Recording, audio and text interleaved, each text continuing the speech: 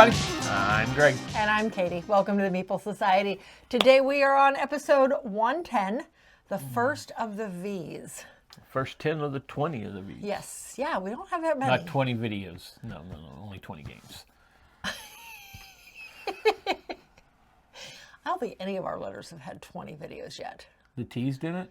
No. The S's didn't? No. We only had 154 T's, and I think we broke it down into like 13 videos. I think. I don't remember. Anyway. 12 videos. Anyway, before we get started, please like the video, subscribe to the channel, hit the bell icon if you want notification of future content. And click the link below. That'll take us to all your social media. Yeah. All right.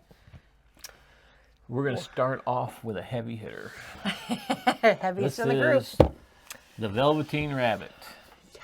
It's actually, if you look at it, the box is actually in remarkably good shape. Condition. But I don't think it came out all that long ago. It was... No, it has the Facebook, YouTube, 2015. Pinterest, and Twitter, but it's the old Twitter. Pinterest. It actually says Twitter, not X. I said Pinterest. I know. That blows my mind for a board game. Anyway, the Velveteen Rabbit. This one is fairly simple. Here's your board. I mean, it's a kid's game. So the idea is there are 4 heart tokens sitting out in the middle of the board, and the goal is to get one of them. You have various tokens sitting all the way around the board, and you have your little Velveteen Rabbit movers that with a... This is a die. Is this a die or a spinner? I think this was a spinner, wasn't it? This was a spinner. This was a spinner. So you spin the dial, move in any direction along that, along whichever path you're on. Whenever you get to a hop, you can hop to the hop space of the same color on another wheel if you wish.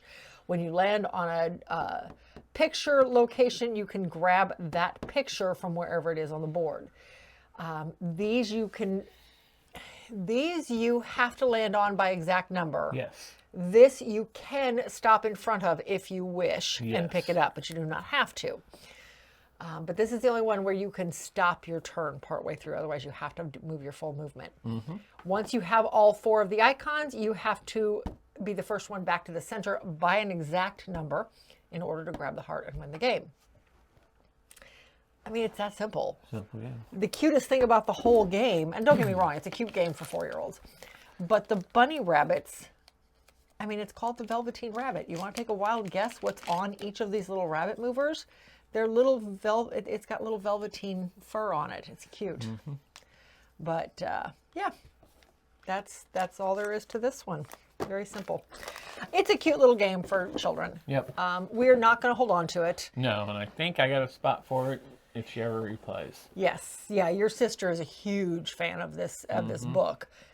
And she has how old is Coraline now? She has 4, 5? and a great-grandchild now, so... Yeah, Coraline's, I don't know. She doesn't have a great-grandchild. Grandchild.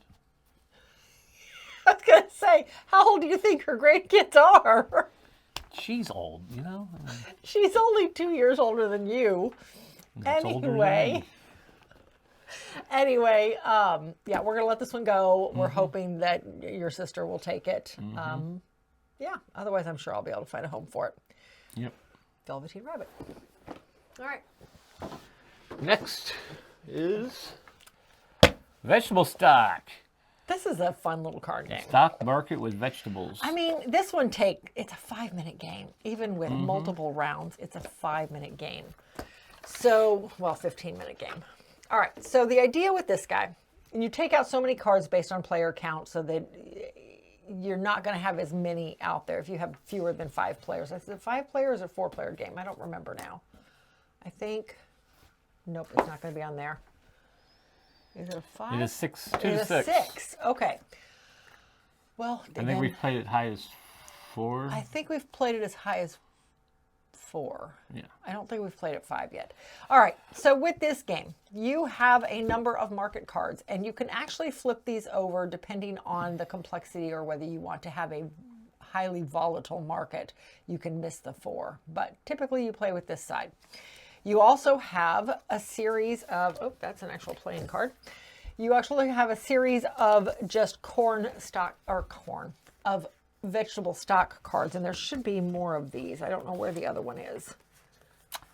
Is at the bottom, I believe. Oh, no. Nope. It's right there. Oh, there it is. There's the eggplant. Okay.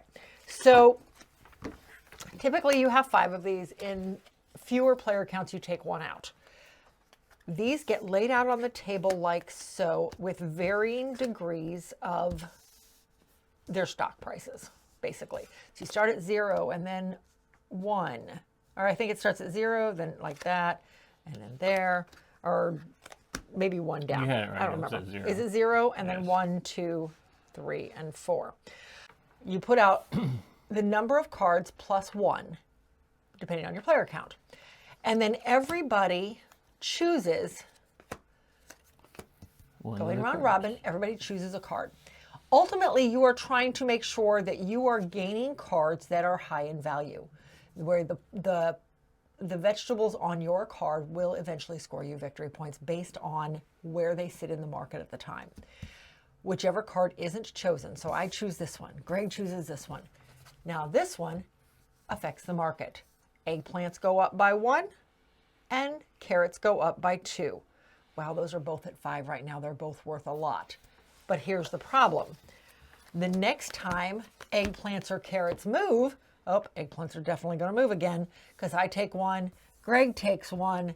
Now eggplants move again, and so does corn. Great. Corn goes up 2. It's now worth 4. Eggplants goes up and it tops out and then crashes all the way down to 0. We got to build those eggplants back up because we've all got eggplants in our hand. So it's a balance between, do I leave the card there to affect the market, or do I take the card hoping that the market won't be affected by much and it'll stay high? Yeah. It's an interesting little push and pull game. Yeah. If you like a stock market game, Yeah. it's a cute little stock market It game. is a cute little stock market game. We were saying we were going to get a little vegetable meeple to designate who the first player is, because We they're never the ones have, who yeah. gets to pick first. And half the time Yep. we play, we're like, who's first? Who's Yep. next? Who's... Yep, we always forget. But anyway, that is vegetable stock. We only picked this up because it came highly recommended from a Chris friend. Yee. Yeah, from Chris Yee. And absolutely adore this game. It's a fun little game. Anyway, sticking around. All right. Vampire Hunter. Okay. The kids had this when they were little. Yeah. And it disappeared. We got rid of it at some point. And then during the process of building out the travel collection, I found another copy at Goodwill and I picked it up. And we had never played it. So we haven't played this until last night, since the kids were little. I took some video of this one. I don't know how they came out.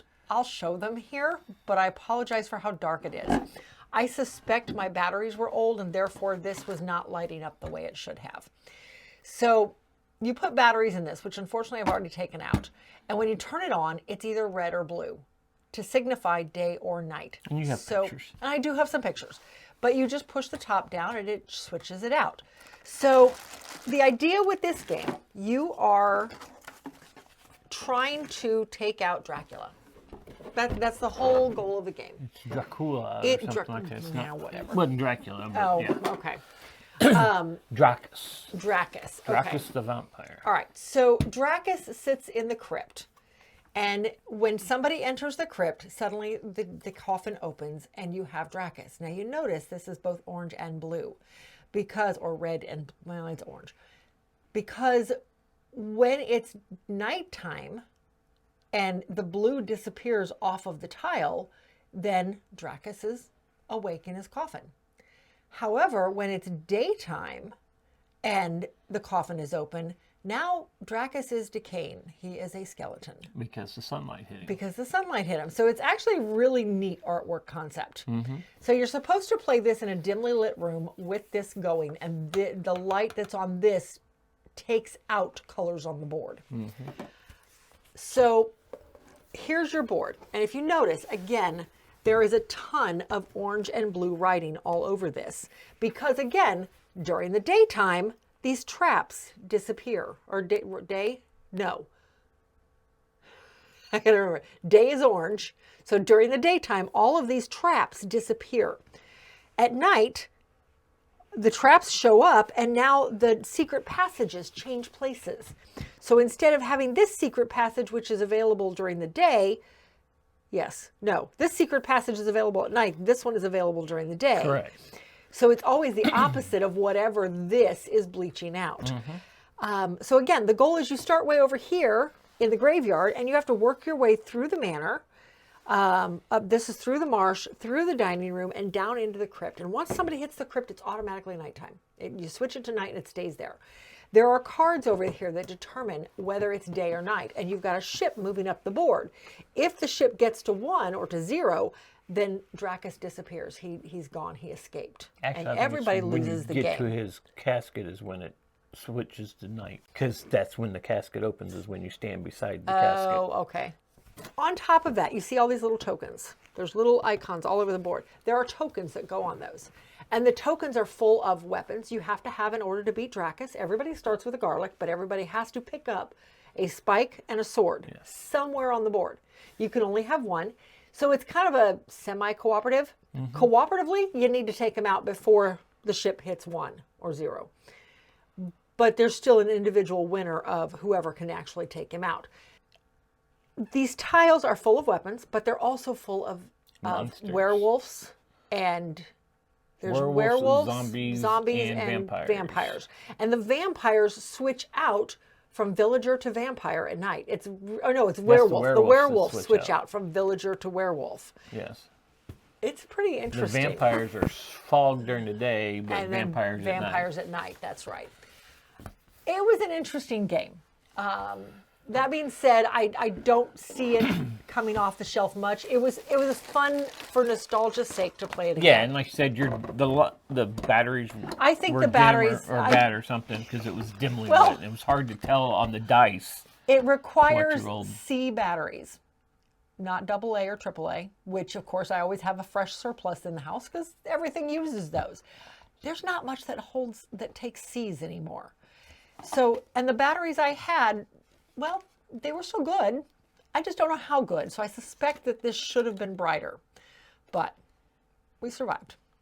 And we killed Dracus. So it's all good.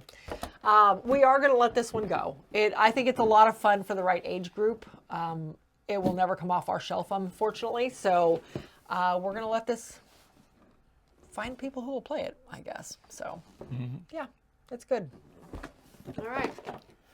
Okay, next we have Valeria, Card Kingdoms. We do actually have the player map for it. Yes, we do. And we remembered to pull it out last night. You remembered before even seeing my note I have put inside of every box with a player mat, because I can't tell you how many times we've forgotten about them. Okay, so we actually have a lot of small expansions in here too. The idea with this is it plays a lot like Machikoro. Yeah, it's a tableau builder. It is a tableau builder where you have a couple of options. You start off with a villager and a knight, a 5 and a 6. I will try to show some pictures because otherwise digging out cards isn't going to do a lot of good. So the idea is you're building out a tableau full of villagers, ranging from a number 1 all the way down to 11 and 12. So there's 10 different options typically out. One of each number, and then the 9 and 10 are combined and the 11 and 12 are combined because they're rolled less often. In addition to the 10 villagers that are out, there are 5 monster groups that are out on top of the board, and there are 5 domain groups that are out. And the domains are just 15 cards. 5 are up at a time. The game ends when either the domains are gone, the monsters are gone, or there are 4 stacks of villagers gone. 4 exhausted piles. Yes. Yeah, 4 of them are gone. So on your turn, you're rolling the die, and the cards have, let me just find a villager here. Is that, nope, the villagers are back here. Nope, those are the ruins. They're all in there. Okay. So there we go. There's the exorcist. This is the number it activates on. So if I roll a 1, I get to activate my exorcist if I have one. I get to do this. I get to get 2 magics. 2 magic tokens, which are, if I can get down to them, are these. So I get to draw 2 magics. Magics are wild, so they're good. Everybody else at the table who has an exorcist gets to draw 1 magic. Gets to pull 1 out of the pile and add it to their stash. That's 1. Then you draw on your 4, and everybody does the same thing. If you have a 4, you activate the larger portion of it. Everybody else who has a 4 gets to activate the group portion of it. Then you add them together, and you have if I get them picked up, you have a 5. So then everybody activates their 5s. Again, you activate the single portion, everybody else activates the group portion. Then you get to actually take your actions. And taking your actions, you can buy a villager. And it shows up here how much they cost. Now, if I already have one exorcist and I want to pick up a second one, I got to pay $2 for him. If I already have 2 and I want to pick up a third one, I got to pay $3 for him. And they go up to like $4 each. So again, it's 4, then expensive. 5, then 6, then 7. The more you have in your town, in your village, the more it's going to cost you. It is. So you can buy a villager or hire a villager, whatever. You can take out a monster. The monsters, those are in front. The monsters, you start off very small and you work your way up to, well, that's a goblin mage. You work your way up to the big goblin, which is the goblin king, which is 6. I think some of the ones we had last night were like 16 and 4 magic, and we had some strong ones out. Well, the goblins start off. The goblins start off very weak. weak, yeah. Start off with like 2 and 3 points. So you pay enough might in order to take him out, which is the red tokens. And then you get the reward down here at the bottom as soon as you do, and you take the card. And then at the end of the game, it's worth so many victory points to you, which is the purple symbol over here. So that's a second option you have. The third option you have is to take a domain. And the domains are in here somewhere, but the domains give you they're right there, thank you. Oh, there's a whole bunch. Yeah, let me put these up first. Good call. The domains are one-time, well, not necessarily one time. No. They give you a special Some ability. are in-game scoring, some give you abilities through the game, and some are. Just one-time abilities. Yes. Okay, so like this one cost me $9 in order to buy. So I have to have 9 gold coins in order to buy it. I can substitute magic for either gold or might, but I have to spend at least 1 gold or might in order to use magic as a supplement. So I pay for it. I activate whatever's down here on the bottom, or I put it into my stash, whichever, depending on what it says. This particular one says that during my action phase, I gain magic token whenever I gain a character card. That's kind of nice, actually. So I would keep this out where I can see it to remind myself every time I get a character, I gain a magic. And then I get 3 points at the end of the game. Now, most importantly, a lot of this has requirements. So in order to even get this domain, I have to have these 2 icons in my tableau somewhere. Those icons come off of the character cards up here. Every character has a series of different icons. I think there's 5 different icons, if I'm not mistaken. But all of the citizen cards have these icons on it. You have to have those icons in order to claim domains. It's like a more advanced Makikoro. So it's the same concept, only instead of just money, you're dealing with all these other resources. And then here's your victory. There's some victory point resources because you can gain points through the game as well. But you also have dukes. Oh, yes, I forgot about the dukes. Dukes are in-game scoring. And they usually give you points like this is mine from last night. Oh. You get a point for each of the hammer symbols in your citizen, in your tableau, village, period. your tableau, including domains, Yeah. monsters, and your villagers.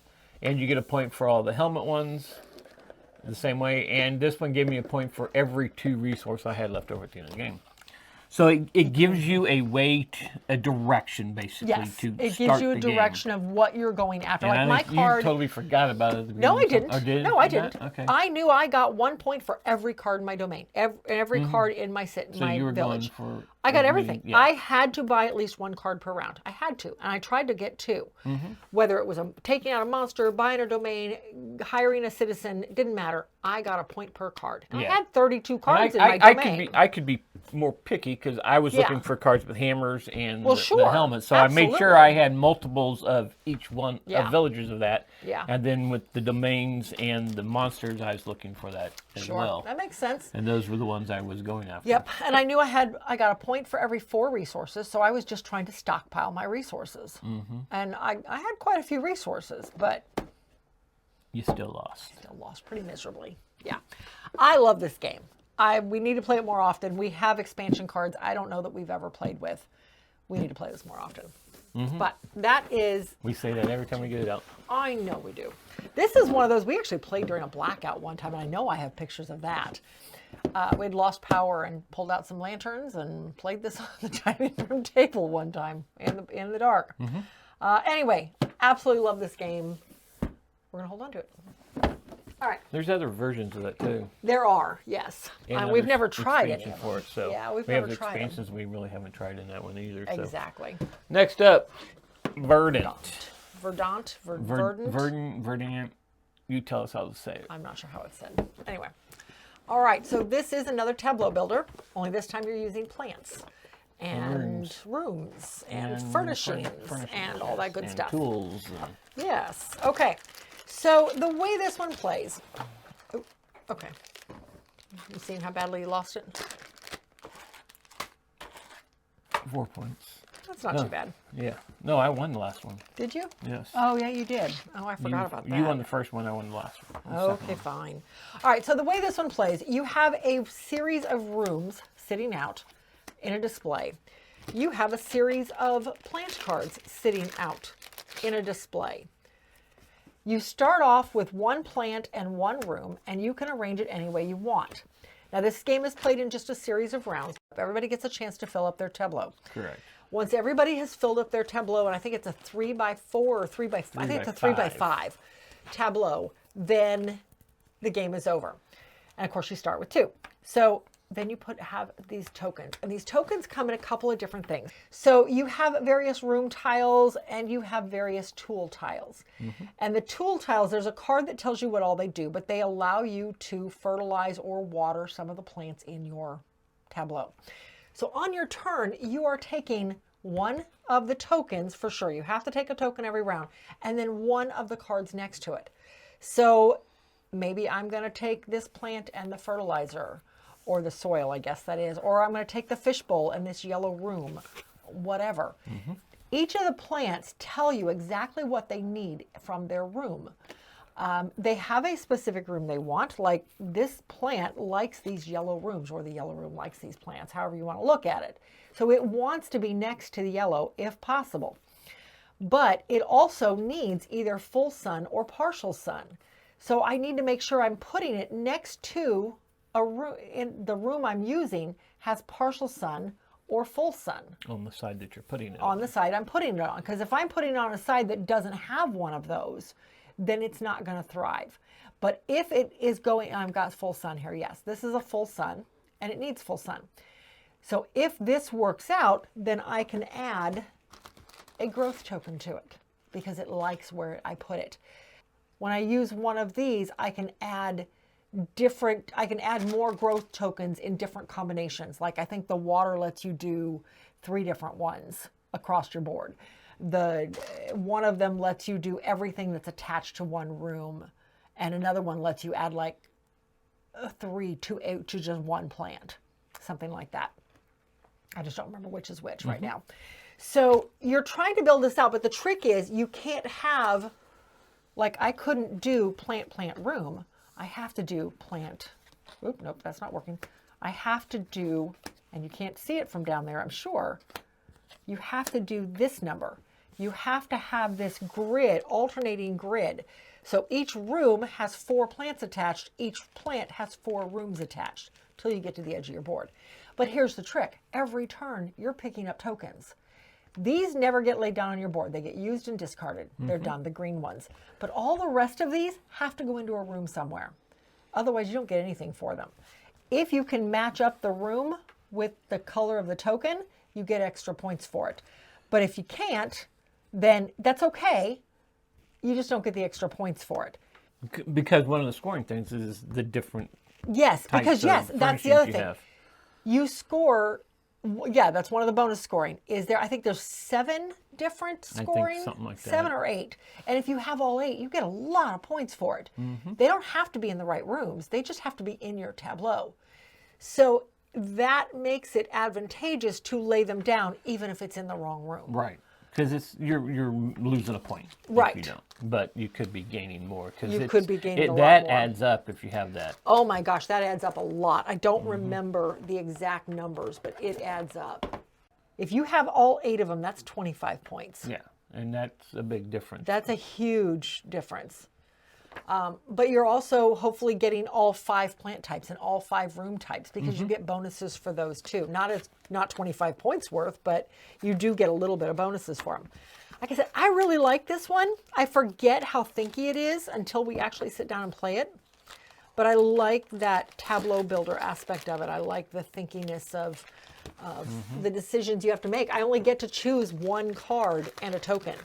But I don't want that card and that token. I want a different card and that token, you know? So yeah, it's very thinky. I like it. One other thing I forgot, there are thumbs up tokens that, all right, so when you take a card and a token, whatever card was left behind in that column gets a thumbs up token. So when somebody finally takes that card with the new token that's been put out, they get all the thumbs up that are on that token or on that card. These are used in a couple of different aspects. You can use 2 of them. I believe it was you could use 2 of them to put a growth token anywhere on your board you wanted to. But more importantly, they were in the cards. Yeah, it was all in the cards. I'm pretty sure that's what it was. But more importantly, you can use 1 or you use 2. It's always you have to use 2. I think so, yes. You can use 2 of them to do exactly what I just said. It basically works like the acorns in Cascadia. You use 2 of them to take 1 token and a card from a different column. Those are pine cones, aren't they? Those are pine cones. I'm sorry. Yes, those are pine cones. I knew as soon as I said it was wrong, but I couldn't remember what it was. Anyway, so you can alternate and choose a card that's not with the token you want. So it gives you that little bit of flexibility. So anyway. These, I think, are actually supposed to be like the green thumb. They are. They're green thumbs. That's a good point. They're called green. They are green thumbs. That's true. And then you've got your pots. Your pots are extra points. If you get when you complete a card, when you've got all the growth tokens required, because the cards have different growth icons on them. And once you've completed the growth, so like this requires 8 growth icons. Once you've completed that, or no, it requires 7. It's worth 8 points at the end of the game. Once you've got the 7 on here, then you put a pot token on it, and that shows that it's finished. Yeah, and that shows that you have completed that one, and you don't need to water it anymore. Yep, and there's pots plants that are automatically potted. Yes, there are some that are automatically potted. So you don't get potted. a pot; they already have the score on it. Yes. Okay. That is that. Yeah, we're gonna hold on to it. I like it. Okay. Next is Viceroy. Viceroy is another we had a lot of tableau builders Build in this your one. pyramid of power. Yes. So this is another tableau builder. All right, so this one is made up of, again, a series of cards. It's a tableau builder. You have your gemstones that are used to purchase and do various things. You have all sorts of other icons that give points at the end of the game. They're multipliers for different points. Victory point tokens, other multipliers for various, for these tokens. Okay, so the way this one plays, you have 4 cards laid out in the middle of the table that show the cost of, basically it shows your bidding cost.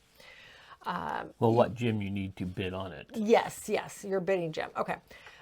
There are different science cards that you can that are also going to be available. Law cards, thank you. I just looked over and every one of them said science on it. These are sitting out in a pile. You start the game with a couple of them, but you can always draw more if you need to.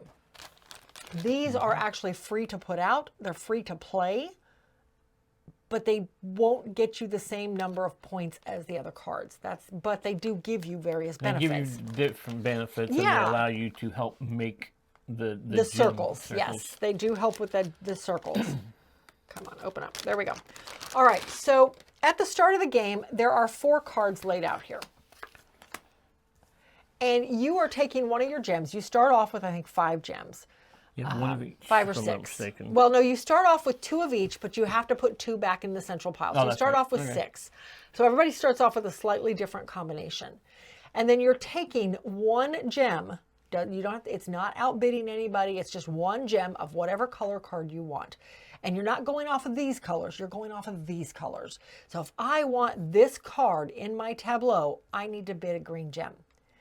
If nobody else bid, and it's an open bidding, or not open bidding, it's a closed bidding, everybody reveals at once. Yeah. If Kind of the reveal. But right. If nobody else bid green, great. I get that card. Everybody else gets what they wanted. However, if one other player got green, none of us get this card. And all of our green tokens go away. Mind you, as unless soon as you you can bid work them. it out. Unless you can work it out. But the only way you can work it out is if there's another one. So after the end of the round, a couple cards are gone. Whatever's left moves over. And then you put 4 more out. Now you bid again. So if 2 of us bid on blue this time, if we can work it out as to who wants what, then we can take the individual cards we want and everybody's happy. But if we both want this card and neither one of us is willing to bend to give this card to the other player, then we both lose our blue gems and we go to another bidding round. You continue bidding until everybody has a card, basically. So you can't pass. you can pass. You pass by simply bidding nothing. You show an empty hand, and at that point, you just get to take some tokens out of the middle. I think you get 2 or 3 tokens, if I remember correctly. So, and that's a way to kind of restock your stuff. Now, once you have your cards, though, you're building a pyramid, and you have to start on the ground level. You have 5 on the bottom, then 4, 3, 2, and finally up to 1. You're trying to build out your pyramid so that, there we go. So that you can build full circles.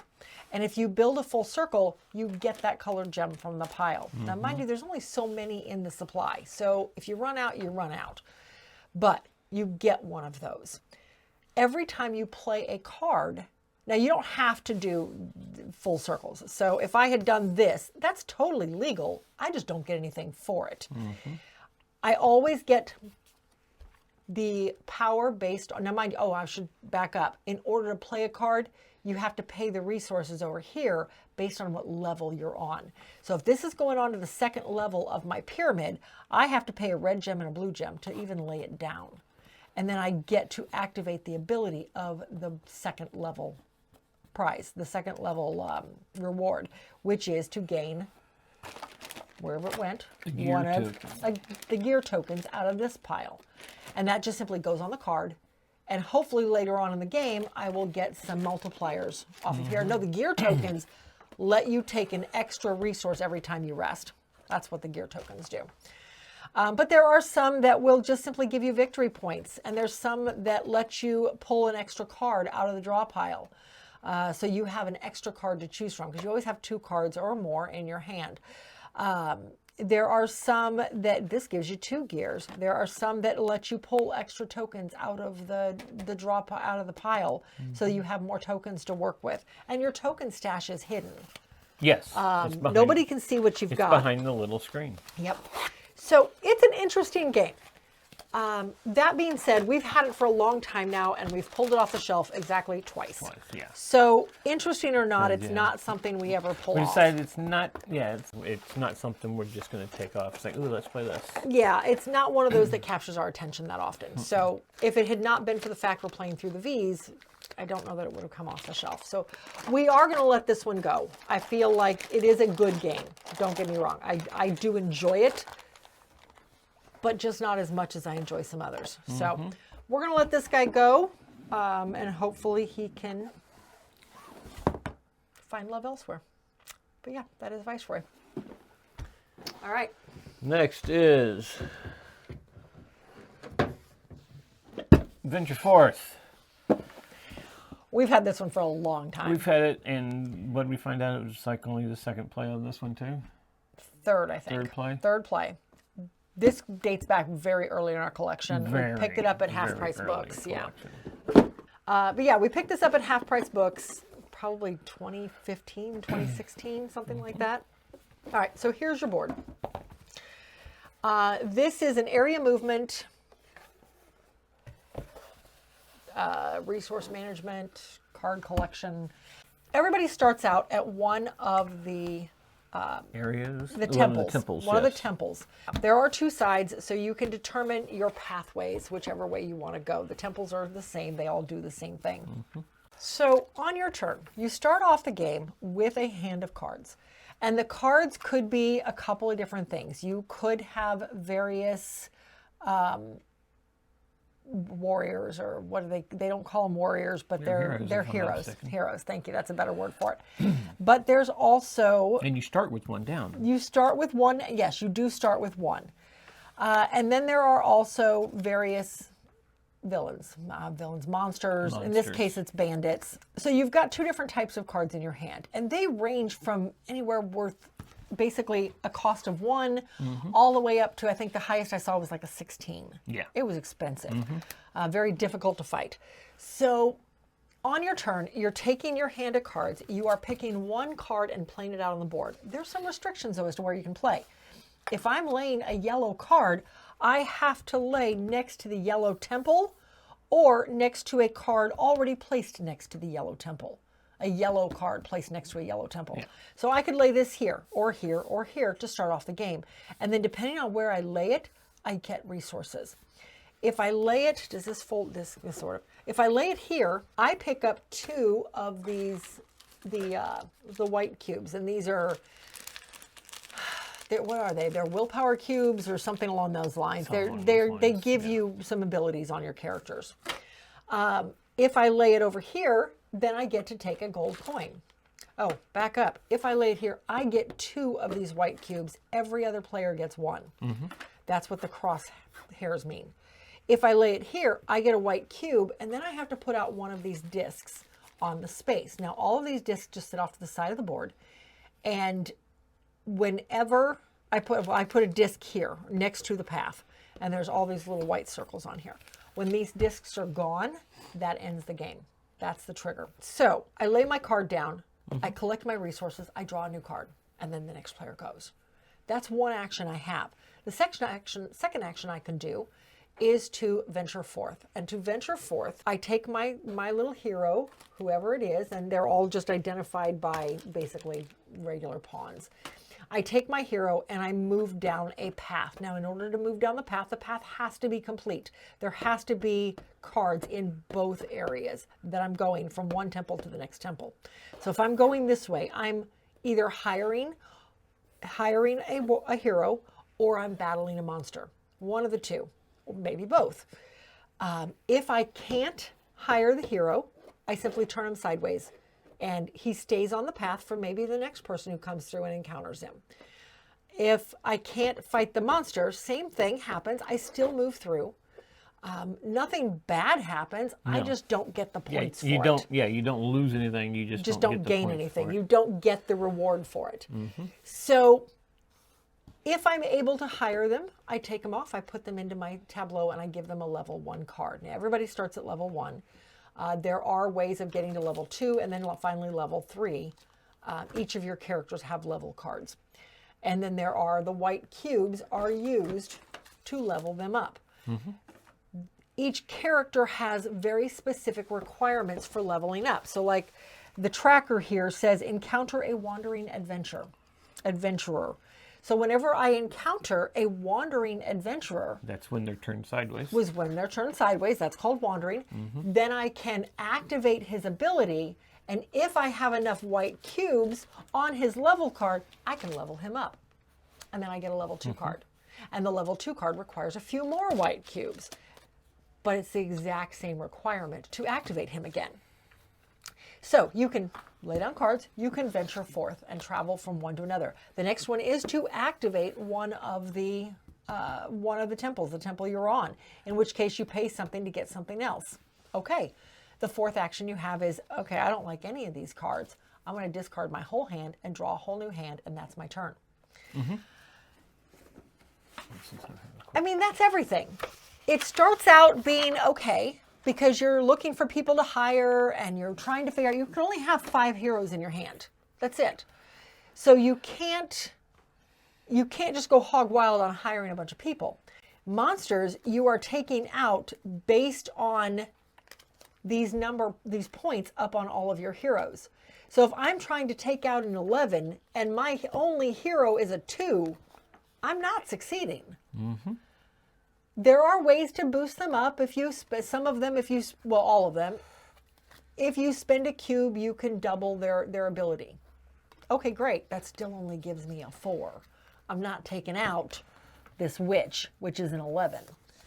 Yep. But if I get a couple more heroes, maybe I have a handful of monsters. Maybe I get this Amazon out. Now she's a 3. And then I find this priestess. She's a 2. So once I get a bunch of heroes out and I've got some cubes on them from placing resources, then eventually I'm going to be able to start taking out these monsters.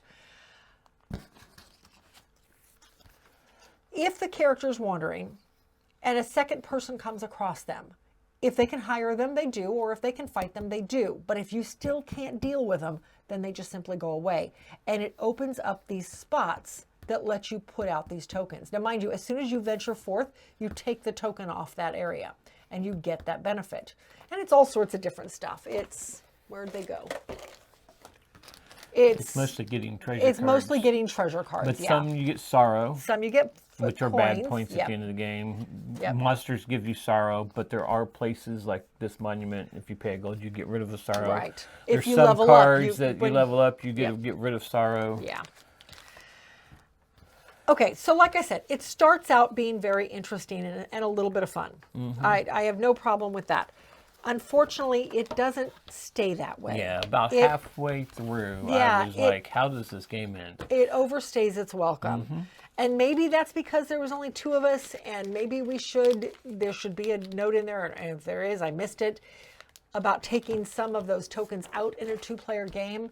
Because, by the time we got probably 45 minutes in, every monster we were battling easily. Because we had all but maybe 1 or 2 of our characters leveled completely up. We are going to let this one go. It's just not as much fun as I hope it would be. But yeah, that is Venture Forth, and it is going to leave the collection. Next is Vikings on Board. This one looks so cool. This one looks really cool. It looks like it'd be a lot of fun. Okay, so here's your board. The board is just simply a bunch of action spaces and the open ocean, the dock and the open ocean. And these are all of your action spaces. And on your turn, you are moving characters it alternates. From the docks or from the city? So this one is first player, and you can always take the first player if you want the first that action. You want to be able to go first next round. But all the rest of these let you do something on the docks or out in the ocean with the ships. So you're taking characters from one side and moving them to the other side and doing that action, unless it's first player, and then you just get first player next turn. There are ways to manipulate the stock prices or the value of some of the goods that are on the ships. So, but what makes this game so interesting is these ships, or what should make this game interesting. So you have all these pre-built ships, and they come this way, all these pre-built ships, and they go out on the board like so, and they're already all built. There we go. There's a whole ship. All these different abilities up on this board let you do various things to these ships. Like this one lets you take one from further back and move it up. And I'll tell you why that's important in a second. This one lets you take something from one ship and just move it to a totally different ship, one of these section pieces. This one lets you bid on who you think is going to have majority on any given ship. That's what these little circles here are for. This one lets you move any color. Yeah, the gray is your color. This one lets you take any color and move it to the back of any other. Not just yours. I can take anybody else's and move it to the back of a completely different ship. This is, again, either bidding or moving one of your bid tokens. And everybody has 4 bid tokens, labeled 1, 2, 3, and 4. This one here. This one and this one here are to take resources off of 2 different stacks. There's stacks on both of these. You take a resource, this one you take 2 and pick one, and put them onto one of the ships. This one is to get, and okay, these do not start with the tail ends on them. The tail ends get added right here because as soon as the tail end is added, it sails. And this one lets you swap two pieces, and they don't have to be your color.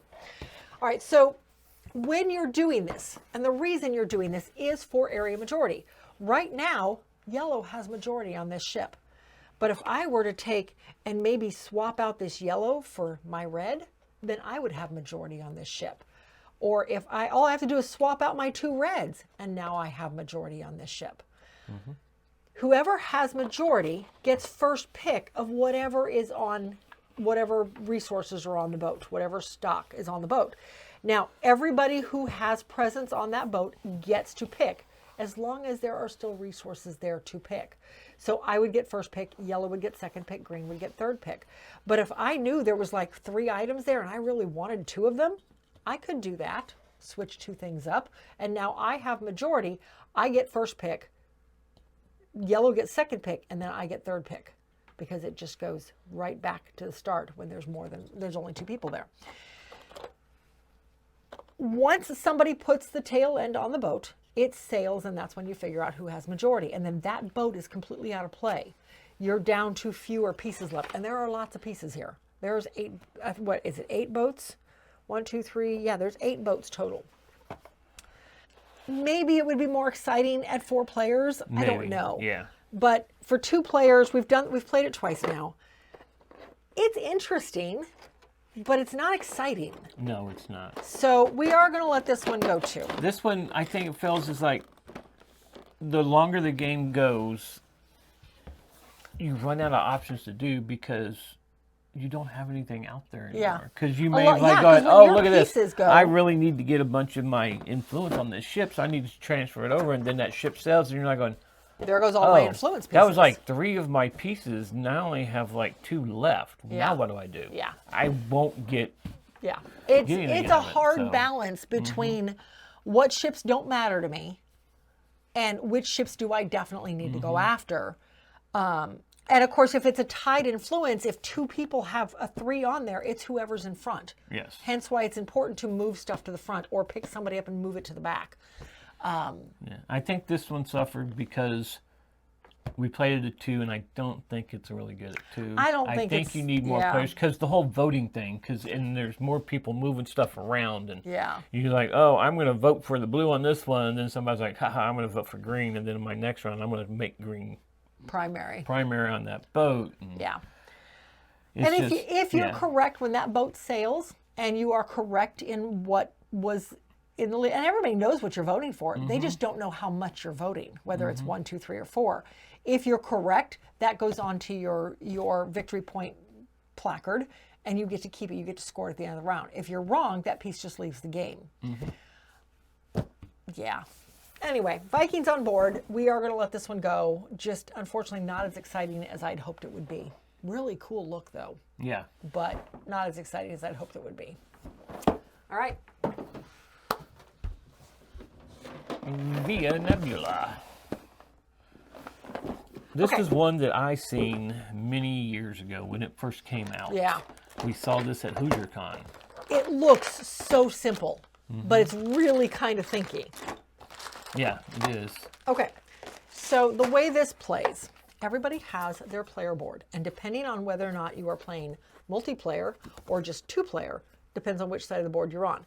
When you're playing 2-player, you use the full hexagons for your building sites. When you're playing 3 or 4-player, then you use the half, and you can share building sites.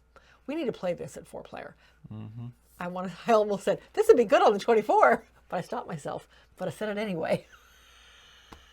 See how that worked? No. Anyway.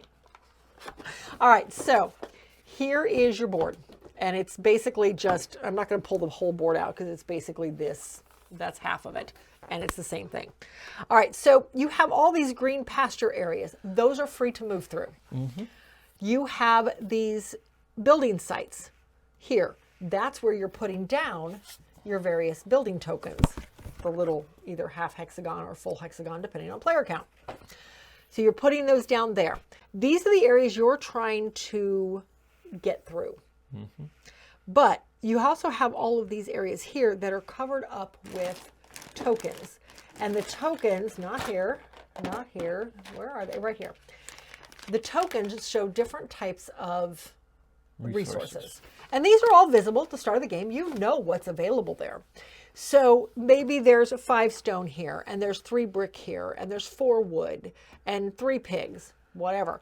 I build something here, and there's wood available here. Great. I may go ahead and activate this wood site.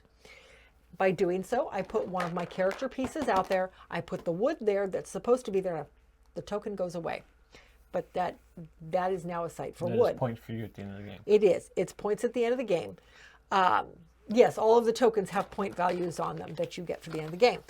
Along the top of the board, and everybody has 2 privately in their hand, but along the top of the board is a series of cards that show, they're different contract cards that show exactly what needs to be paid in order to build this card.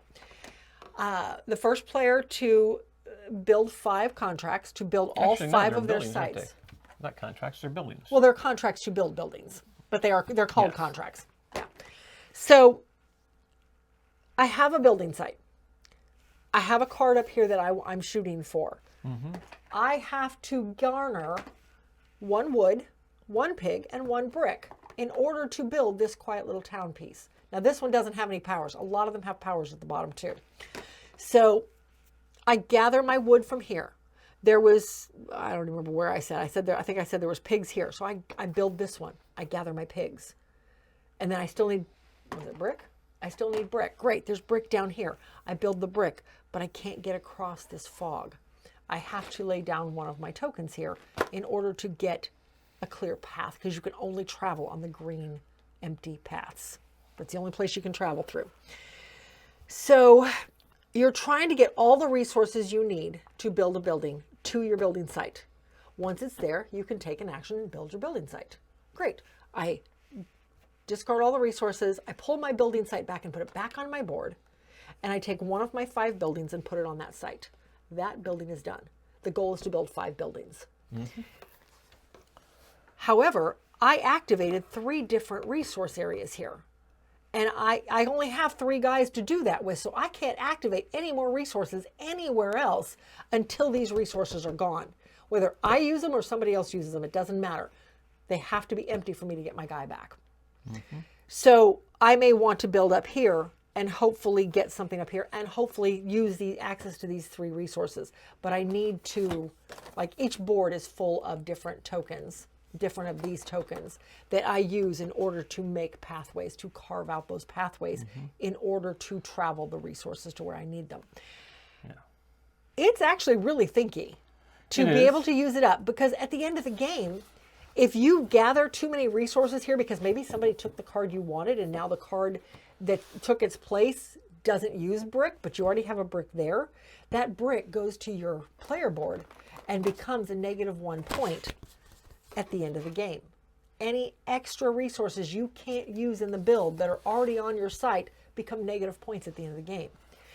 Any resources you have left still attached to your workers that are stuck on the board until somebody uses those resources, those become negative points at the end of the game. So if I still have 3 bricks sitting here because nobody ever took them, that's -3 at the end of the game. So yeah, it's very tricky in terms of, or I shouldn't say tricky. It's actually a really easy game. It is. It's very thinky in terms of, when do I use a resource somebody else has already put out? Or when do I go ahead and just bite the bullet and open up a new resource of the same kind someplace else? And when do I put out my construction sites? Yes, in when hopes and that nobody where. takes them. Yeah. Anyway, that is Via Nebula. I really do enjoy this one. Again, it's another one of those, we've only played a couple times now, but I definitely enjoy it. Super easy. I feel like it'd be very easy to teach. It's easy to play, but yet there is some definite strategy involved. So yeah, that is Via Nebula. Sticking around. All right. Last but not least is Vantage. Oh. Okay. This one was very popular last year at Gen Con, and I feel like it's still getting its accolades. Yes. It's still finding its audience. This plays anywhere from 1 to 6 players. And in all honesty, we've played it once. We'll probably play it again tomorrow. And I am looking forward to playing it tomorrow. I want to try it a second time. I did not enjoy my first play. And it had nothing to do with the people. I absolutely adore playing games with Doug and Sarah. That's who we played with. But you didn't say me.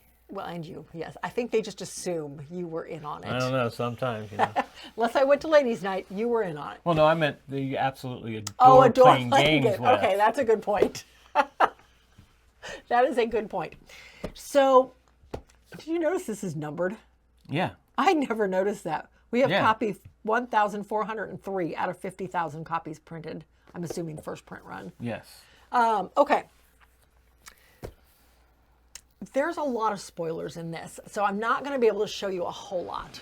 But, and as I was starting you to can say. explain it without showing them. Well, no, I know. I'm a just lot going of to like stuff. show, this is what I'm basically pulling out. Why? Oh, that is like starting to bend. Okay, so we upgraded our game before we ever even played the stinking thing. Well, we got everything. So we when got, was at Gen yes. Con. All right, so basically, as I was starting to say though, first, let me finish with that train of thought. I did not enjoy my first play because I felt like it dragged on. My turns were 30 seconds, a minute, minute and a half. And then everybody else was exploring and doing things and their turns were 5, 6, 7 minutes. So I want to try it again. I'm hoping maybe I find a better path with more adventure on it. I don't know. But I was bored out of my mind for most of the game. And I've read some reviews that said if you get invested in what's happening, it's a great game. But if the downtime isn't interesting, it can really drag out. And I think that's what it did for me. But you guys all had a great time with it. So I think it was a me problem. I'm hoping it was a me problem. On your part, you were like, you would go to an area and then not see anything you want to do, and then you would go to another area. Well, that's just it. I went to an area, but moving is your whole turn. Yes, I know. So I would do one thing at that area, and that's all I could do, because you can't do multiple things in one area. You can't do So anything. then I'd have to move again. It'd be my whole turn. Right, you can't do multiple things in one area, but you have cards on your board that you can do things with. You have a character that you can do things with. Yeah. Anyway, the idea of the game. You are traveling, your entire team has been split up on this planet, this gorgeous planet. The artwork is beautiful. I do not fault the artwork. So you are split up on this planet, and I'm just going to show you a picture of, this is the card stacks. These are all location cards. Let me put that back. Well, it doesn't matter. It's covering something. Those are all location cards. Down here, there's more location cards. I mean, look at these stacks. There are like 800 locations. We have a spoiler pack here. Obviously, we've not opened yet. No. These I gotta are find all, out when the spoiler pack gets These opened. are all adventure cards. These are cards that will eventually end up on your board. Look at all that. There's a ton of replayability in here. Yeah, oh yeah. So the idea is you are building out a tableau of various things that you can do to take dice. So when you go to any of the locations, and here's the hitch, you know where you're at. You are looking at this location and actually this is not even one of the locations. This is saying your escape pod is ejected, whatever. Everybody gets something similar. I'm going to cover the text. You're going to a location and you are explaining this location to somebody.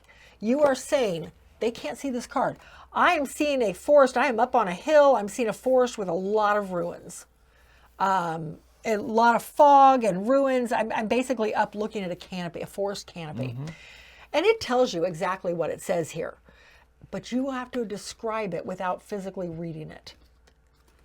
Okay.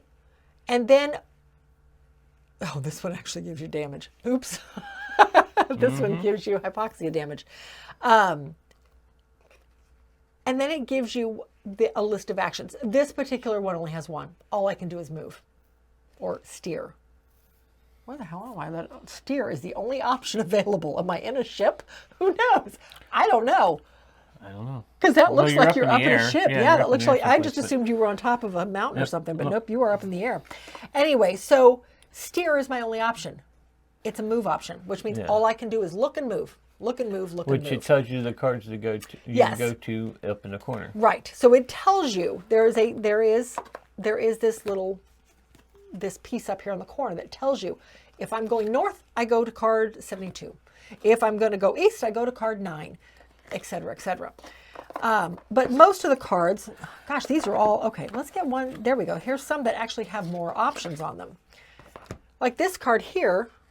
Okay, great. I'm on a beachfront. There's a lot of debris laying around. Lots of birds. It looks like a floating city in the distance. Oh, that's interesting. Okay. But once I've described everything to them, nobody knows where I am. They just know what I'm looking at. So we all have these comms that apparently are good planet-wide. Here's my options. And I can discuss the options with the rest of the group. I can chase, which is the move action. I can yield. I don't know what I'm yielding to. Oh, there's an aggressive animal here. Oops. I can yield, I guess, to the aggressive animal. I can mimic, feed. I can feed the animal. Okay, we all know me. That would be me. Here, have some food, buddy. I can pilfer, or I can defend myself. So those are your options. Now, each of the characters have what their strong suit is. Yeah. Maybe I'll just play a different character this time. Yeah. Because play a different character. I don't meld well with that type of character. So maybe I just need to play a different character. Why is my favorite color always the most aggressive one? You know what I mean? Red is always the aggressive. I know. My favorite color is always aggressive, so I need to play a different color this time, that's all. All right, so I get to do one of these things. And depending on what I do, now I have to roll dice to see if I was successful. And there are all sorts of different icons on the dice, and those dice have to be placed. There are some that will go on the board directly to, so you're pulling out your dice from here. This is the pool you have to get through before anybody can clear the dice off their board. You can put dice, there are certain dice that just go straight up here. No big deal. They're out of the round until everybody has to reset. But there are also spots on your board and on all of these cards. Just pull one, that card is just a label card. Yes, it is. There are spots on all of these cards for dice as well, and they tell you exactly what they're for. This particular one wants a blue dice or a blue action. You have to be doing a blue action in order to put a die on that spot. This one wants a heart. This one, I need to be doing a red action in order to place the die on there. But there are certain symbols on those dice that have to be placed somewhere. If they're not placed somewhere, then you have to put them into the penalty box and you take penalties for them. When all the dice are gone out of the challenge pool, then everybody can pull all their dice off their board and reset. And that opens up all these spots on your board for other people to put dice onto. Now, because some people can't, like this heart has the lightning bolt on it. That means anybody can place a die there. I can help somebody out, even place a die with a heart on it. With a heart on it. Clear across the country, clear across the world. He's on the other side of the world. But by talking to him through his comms, I can alleviate this dice for him. And he places it on my board. But that means I can't place a dice there now. Right. Where are, oh, they're in these boxes, aren't they? Yeah, here's all the dice. Yeah, there's a bunch of dice here. There's tokens you can use to... for, oh, the those are, pieces. yep. Yeah, everybody has 3 different stats here. Yeah. You have your time, your health, and your stamina, I think it is. I think so. And all of them start at 4. And if you fail specific rolls, some of these tick down. And when anybody gets one stat, one person, one stat gets to 0, the game is lost. Well, and it's not lost. You have a reset option available to you. You go to a book and read what's in there. So, and it's all books. All of this is books, everything. If I choose the orange action, okay, I've chosen the orange action and I'm sitting on card 672. Everybody knows the card number I'm on. They just don't know where I'm at. So I'm choosing card 672 and my option is to trade. It's a difficulty of 3. I have to roll 3 dice. You're not going to read it, are you? I'm not going to read it. And then it just simply says, I trade with the sentient. I won't read the rest. That's all you get. But I get options. It gives you that and what options? I've got 4 different options here. And depending on which option I choose depends on what happens next. So I love the concept of the game. I do. I love the open world. I love the everything about it. But I was just so bored. And maybe I was just, I don't know. It was right after my surgery. Maybe I was just uncomfortable. I don't know. I'm looking forward to trying it again. Because I did not enjoy my first play of it. We'll see what happens. I did. I know. You guys all loved it. I really loved it. You guys loved it. But yeah, I did not. Like I said, I suspect a lot of it was I was on pain medicine and I was antsy and I was bored because I was antsy. Like I said, I'm thinking it was a me problem. I'm hoping it was a me problem. So we'll see. But anyway, that is Vantage. It is going to stick around. We're going to give it another try. And he loves it, so it's going to stick around. Yeah, because I can play it solo if I wanted to. You could. You could. I'd be interested to see how that would go. It would be weird. Yeah. I could not imagine playing this as 6 Because player. I'd be telling myself what I can do and then asking myself, what should I do? And giving myself options. And Okay. Okay. Anyway, that is it for this video, as long as Dirk doesn't play. I don't know that it requires a... I don't know. We haven't looked at the rules for solo game we yet. have not. So anyway, that is it for this video. We are halfway through the V's. We only have 20, so it's not going to be a long one. So one more V. One more V. Then off to the W's, which has the most out of the last of the letters. I think 54. And we have 2 X's now, guys.